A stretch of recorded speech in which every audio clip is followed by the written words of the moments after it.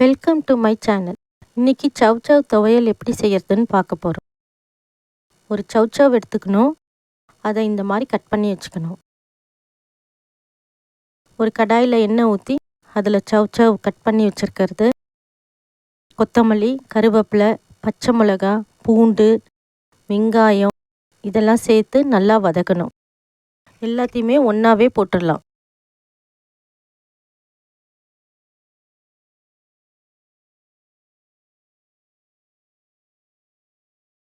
தேவையான அளவு உப்பும் சேர்த்துக்கணும்.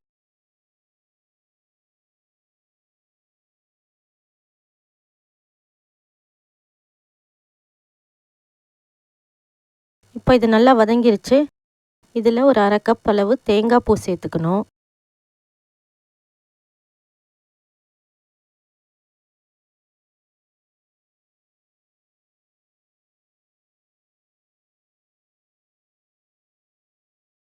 கொஞ்சமாக புளியை சேர்த்துக்கணும்.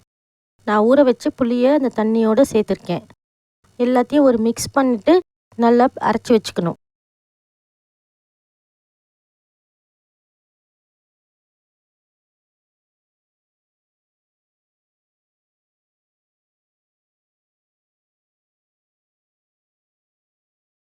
ஒரு கடாயில் எண்ணெய் ஊற்றி அதில் கடுகு,